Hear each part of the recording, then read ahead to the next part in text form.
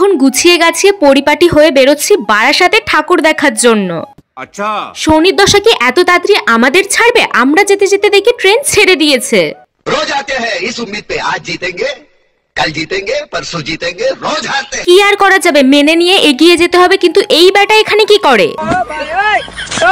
আকাশের এই জুতোটার একটা স্টিকার ছিল যেটা খুলে পড়ে গেছে, ফাঁকা জায়গাটাই পরিপূর্ণ করছে। 3:27 যে ট্রেনটা ছিল ওটা মিস করে দিয়েছি, তাই 4:15 ট্রেনে এখন উঠেছি, উঠে এখন যাচ্ছি।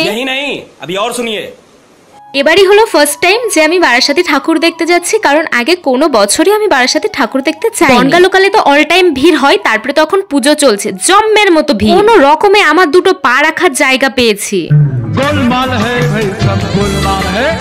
তারপর রীতিমতো বারাসাতে নেমে আমার তো কপালে হাত চলে এসেছে, কারণ এত ভিড়। হে প্রভু হে হরি রাম কৃষ্ণ জগন্নাথ প্রেমানন্দ। আমরা একসাথে 4 জন গেছিলাম ঠাকুর দেখতে, আমি, মৌলিদি, আকাশ আর অপু। আর এইদিকে বারাসাতে নামার পর থেকে অনেকগুলো প্লেন দেখতে পেয়েছি, জানো তো? কারণটা হলো দমদম এয়ারপোর্ট একদমই কাছে। যেতে যেতে পেয়ে গেছিল আমাদের সবার খিদে, তাই একটা চপের দোকান দেখে আমরা সবাই বসেছিলাম।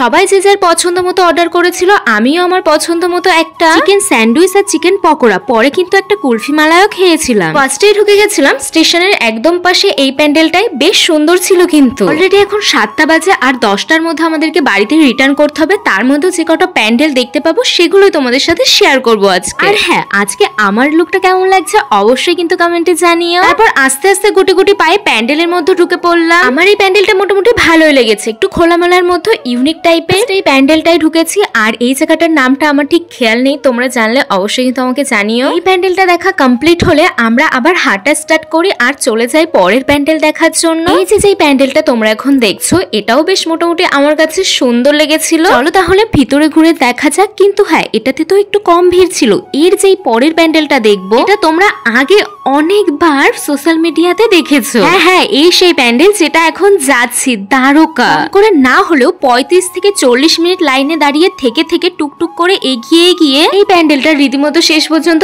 দেখা মিলছে। ভীষণ সুন্দর, আর কি সুন্দর লাইটিং, খুব চোখে লেগেছে আমার বিষয়টা। আমার তো মনে হয় না এইবার কালী পুজোতে এই প্যান্ডেলটা দেখতে কেউ বাদ দিয়েছে। কি সুন্দর মূর্তিটা বলো, কৃষ্ণ কালী যেমন দেখতে সুন্দর, তাছাড়াও সবকিছু ভীষণ সুন্দর ছিল। আমার তো বেস্ট লেগেছে প্যান্ডেলটা সহ কৃষ্ণকালীর এই মূর্তিটা। আমাকে যদি কেউ জিজ্ঞাসা করে 10-এর মধ্যে তুমি এই প্যান্ডেলটাকে কত দেবো, আমি তো বাবা এদিক ওদিক কোনো দিক না দেখে একদম 10-এ 10। ফার্স্টের দুটো আর লাস্টের একটা প্যান্ডেল দেখতে দেখতে আমাদের ট্রেনের টাইম হয়ে গেছিল, তাই আমরা স্টেশনে এসে পড়েছি। আর এখানে তো জম্মের মতো ভিড়। আমরা যদি বনগা থেকে ট্রেন না মিস করতাম তাহলে হয়তো আরো একটা দুটো প্যান্ডেল দেখা যেত, কিন্তু ওই যে ফিক্স টাইম 10টার মধ্যে বাড়িতে ঢুকতেই হবে।